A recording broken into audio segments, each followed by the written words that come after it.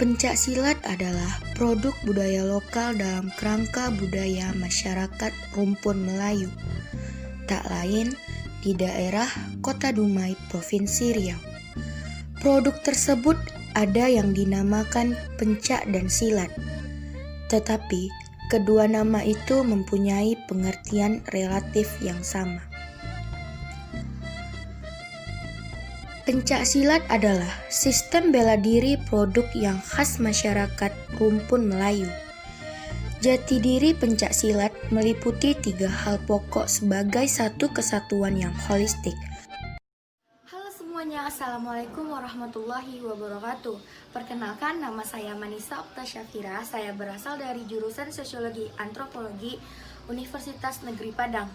Nah, di video kali ini saya akan membahas mata kuliah tentang kearifan lokal di daerah saya. Saya berasal dari daerah Kota Dumai, Provinsi Riau.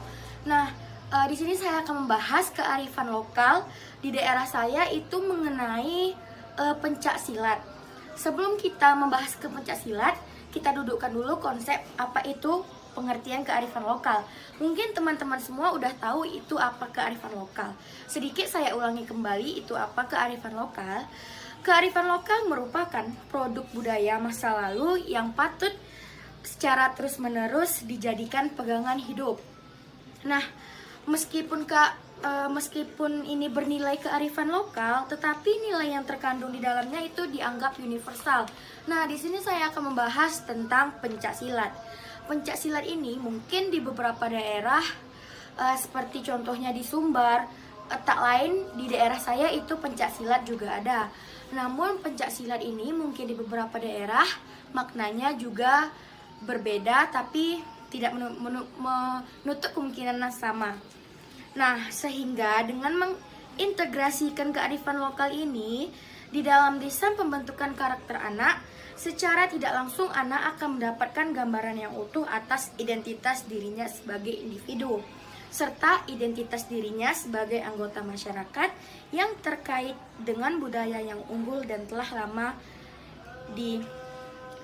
didamkan oleh para pendahulunya, didahului oleh para pendahulunya.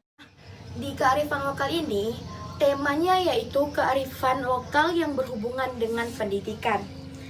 Adapun pendidikan ini bukan hanya tentang mereka yang bersekolah saja.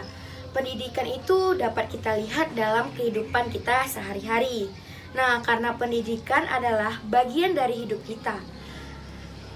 Dapat kita lihat bukan hanya pendidikan di sekolah saja yang kita perlukan, tetapi pendidikan moral juga sangat kita butuhkan. Untuk itu, makna pendidikan yang sangat luas dan jangan terjebak hanya di suatu sudut pandang itu saja, hingga mengabaikan suatu sudut pandang lain. Nah, dari penjelasan tadi, di sini saya akan mengambil video tentang pencaksilat. Dikarenakan sekarang kan ini musim pandemi ya, jadi sekolah itu dilaksanakan di rumah secara daring maupun online. Jadi di sini saya mengambil organisasi pencaksilat yang isinya itu ada dari anak-anak sampai hingga orang dewasa, di mana di dalam pencaksilat itu mereka tak hanya belajar pencaksilat, namun di dalamnya terdapat pendidikan. Nah, karena sejatinya sejak manusia lahir yang mereka biasanya hanya belajar, sama dengan hal pendidikan. Jika mereka telah belajar, tentunya mereka akan mengerti apa makna dari pendidikan tersebut. Bukan hanya belajar di sekolah, di rumah, atau dimanapun. Semua makna tersebut dapat diibaratkan satu kesatuan yang saling bersinergi untuk menjadikan kesatuan yang bermuara pada tujuan pendidikan nasional, ya. Ini mencerdaskan kehidupan bangsa. Nah, setelah ini saya akan menampilkan video yang mana saya mengambil anak-anak latihan pencaksilat. Dan juga saya akan mewawancarai beberapa narasumber yang bersangkutan dengan pencaksilat ini. Selamat menyaksikan.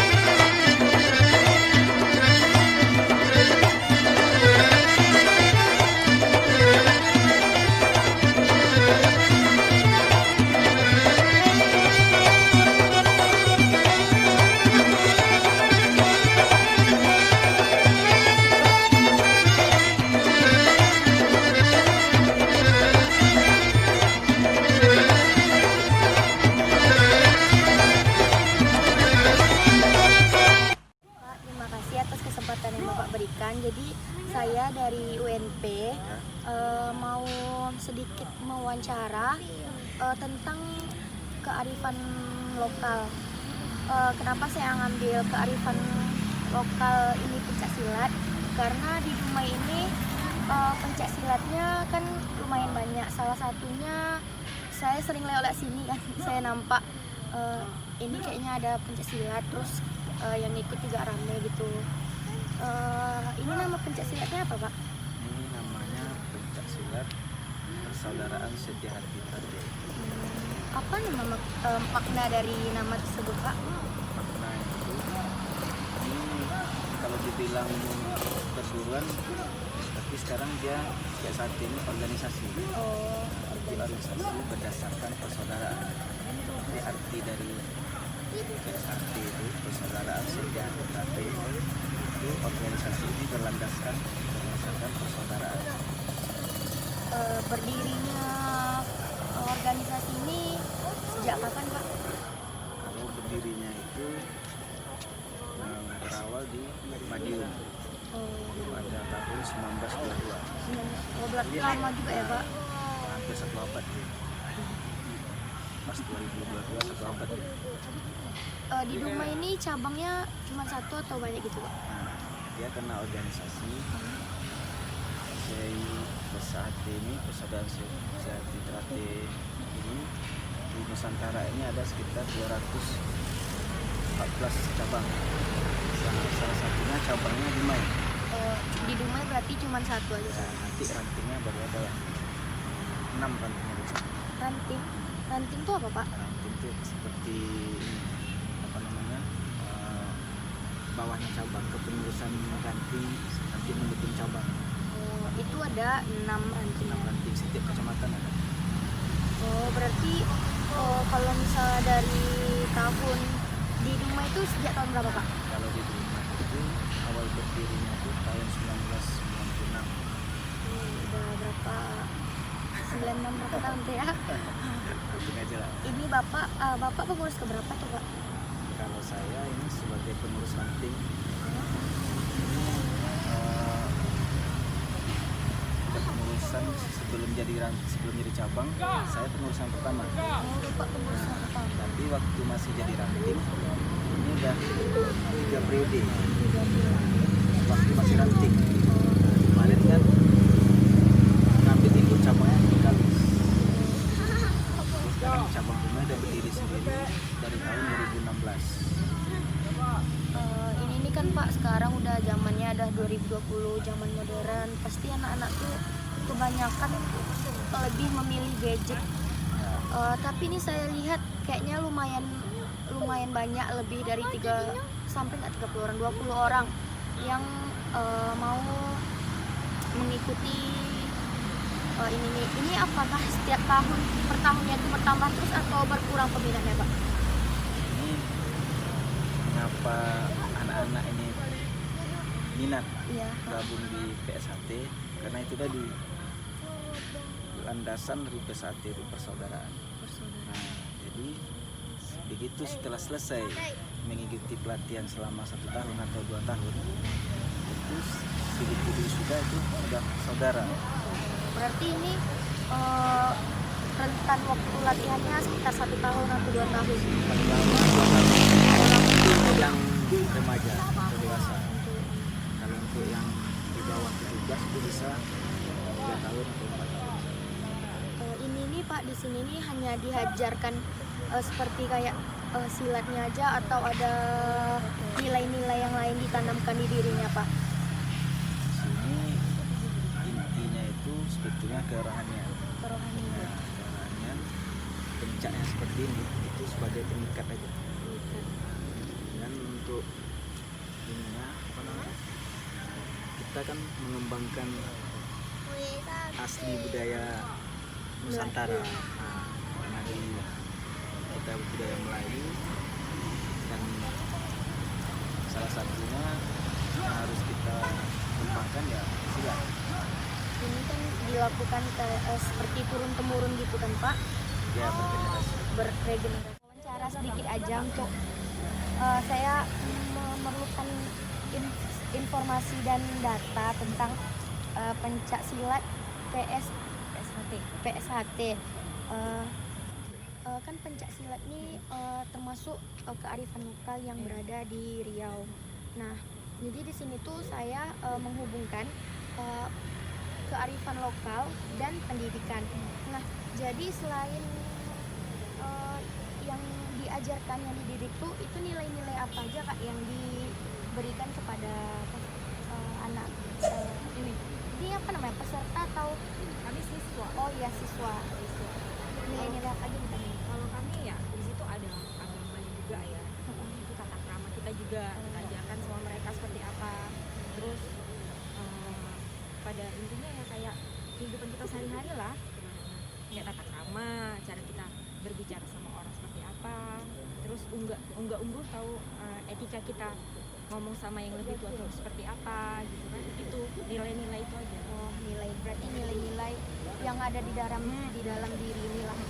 Ini kan Kak, sekarang kan zaman modern nih, pastinya kalau sedangkan saya sendiri aja nih lebih suka main gadget gitulah ya kan, ketimbang ini nih udah bagus lah semangat mereka mau mengikuti, apalagi yang anak-anak perempuan, dia mau menanamkan di diri dia untuk mau belajar bela diri, untuk membela Tahanan diri sendiri lah ya. Terima kasih atas kesediaan Kakak udah mau bersedia meluangkan waktunya untuk saya wawancarai. Mungkin itu aja yang dapat saya tanya gitu kan Kak. Kalau misalnya ada salah-salah kata gitu, mohon maaf ya Kak. Terima kasih. Kenapa Dek sendiri tertarik mengikuti ini?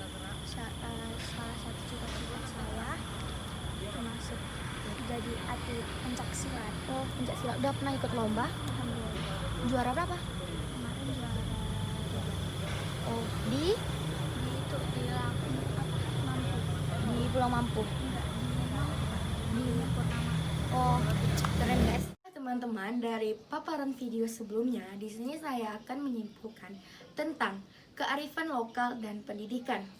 Nah, di sini adalah pendidikan merupakan proses mengembangkan potensi diri dari 3 aspek, yaitu aspek kognitif, afektif, dan psikomotornya. Nah, disinilah pencak silat masuk ke dalam aspek psikomotornya. Ibaratnya seperti ini ya teman-teman. Tidak semua anak suka pelajaran IPA. Jangan suruh ikan memanjat, tapi suruhlah ikan berenang.